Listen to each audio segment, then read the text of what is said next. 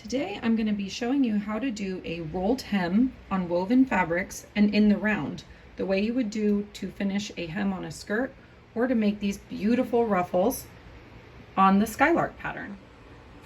The most important part of getting a great rolled hem is getting to know the settings you need for your machine. Today I'm going to show you the settings I would use for a rolled hem on two different sergers. This is the 1634D. It's a version of the very popular 1034D that a lot of people have. So I'm going to show you some stuff on this one because I know it's a pretty popular machine. You're going to remove your left needle and only sew with your right needle. You're also going to remove the stitch finger if it's removable on your machine. Then you're going to set all your tensions. The best thing to do is experiment with your machine, starting with the instructions given in your machine's manual as a starting point, and then play with it, trying all different tensions on scraps of fabric until you find what works best for you. For me, these are my favorite settings for this particular machine. I like to have my needle on 2.5, my upper looper on 3.5, and my lower looper on 6. I find that if my lower looper setting is higher than my upper looper and needle, I get the best results. Then you're going to want to set your stitch length, stitch width, and your differential feed. These are the settings I prefer, but again, start with what your manual tells you and then experiment on scraps till you find what works best for you.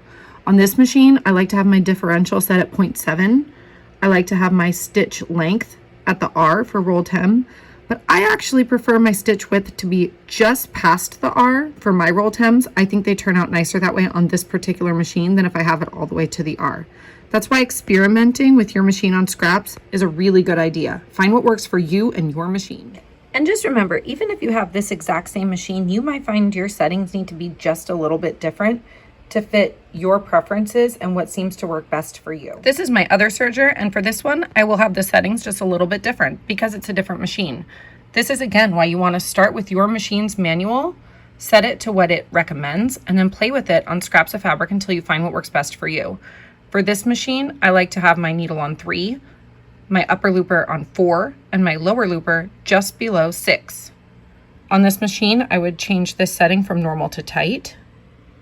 And it doesn't have a removable stitch finger. I switch over here on this from N for normal to R for rolled hem. That disengages my stitch finger. And then I'm going to set my stitch length to R for rolled hem and my differential to 0.7. You always want your differential to be lower when you are doing a rolled hem. The other thing I like to do for my rolled hems is use a stretch thread or woolly nylon thread as the cone of thread for my upper looper. You can see the difference in these two threads. This is regular thread, and this one that looks a little bit shinier and fluffier is Maxi-Lock stretch or a woolly nylon. This kind of thread will fluff out your rolled hem and eliminate any gap. You can see in my rolled hem here what I mean. The thread completely fills in the hem. There are no gaps where you can see the fabric through the hem. That's because of the stretch thread or woolly nylon. Here I will be putting a rolled hem across the top of one of my skirt tier pieces for the skylark pattern. I have prepped my piece as the tutorial instructed me to, sewing the skirt pieces together and finishing the bottom raw edge, and now I'm ready to do the rolled hem across the top. The first thing you want to do is make a mark where you're going to start your rolled hem. You want to do it on the back skirt piece just past the side seam. Make a line about 3 to 4 inches long where your seam allowance will be. For this pattern, the seam allowance is 1/2 inch for a rolled hem. So I made a line about 3.5 inches long, 1/2 inch below the raw top edge of the skirt. To do a rolled hem in the round, like you would if you were hemming a skirt, you need to start in one spot and then overlap it when you finish. And you want this line to be as clean as possible and as straight with your hem allowance as possible. Putting this marking line here for your hem allowance where you are going to stop and start is really helpful for getting that even. You'll start your rolled hem here on the edge of your fabric just past your side seam. You will need to go at an angle to get down to where your hem allowance is. So you're going to follow this line until you're on that line. and then you'll sew all the way around the skirt using that same seam allowance.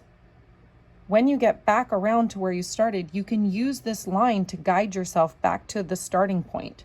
So you'll sew coming through here, and then you'll find this line, because your rolled hem will actually start up here by the time you get back around to the beginning, and you'll want to stay on this line until you meet where the two cross over. Then you'll remove it from the machine and let a tail be at the end. I'll start my rolled hem with that line I drew right up against the edge of the presser foot. That way I know that I can guide the fabric right to that line.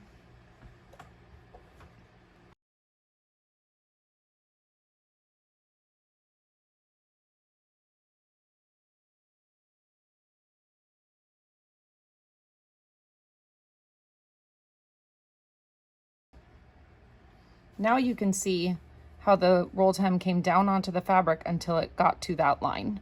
Now I can continue to sew all the way around until I meet that line again.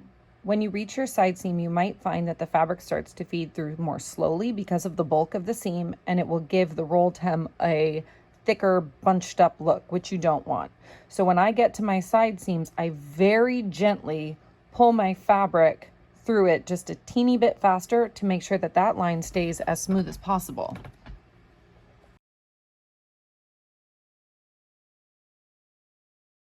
Once I'm past my side seam, I can let the machine feed it at its regular pace again. When you're doing your rolled hem on woven fabric, particularly on this pattern, remember that we don't want to do a lettuce hem. I'll often use a lettuce hem on knit fabrics for a really beautiful ruffly effect on a hem, but for this particular fabric and this particular pattern, we do not want that lettuce hem. So you need to make sure that you're not stretching your fabric at all while you're feeding it through. Check out Boo and Lou's YouTube library for a wonderful video on doing a rolled hem with knit fabrics and doing a lettuce hem.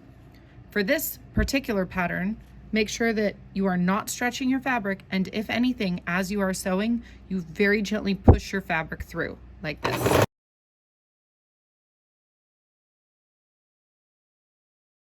That's going to help you not get that lettuce hem for this particular pattern. Now you can see that I am at the end of my skirt and I am just starting to approach the place where I started. You can see that line I drew. This is where drawing that line is so helpful. Instead of trying to go up at this point to meet where my rolled hem started, which won't be right with the seam allowance, I'm going to follow that line. Once the line that I drew ends, that is going to cross over with the point where the original rolled hem got to the seam allowance. That is where I want the start and the stop to overlap and bring my fabric out of the machine.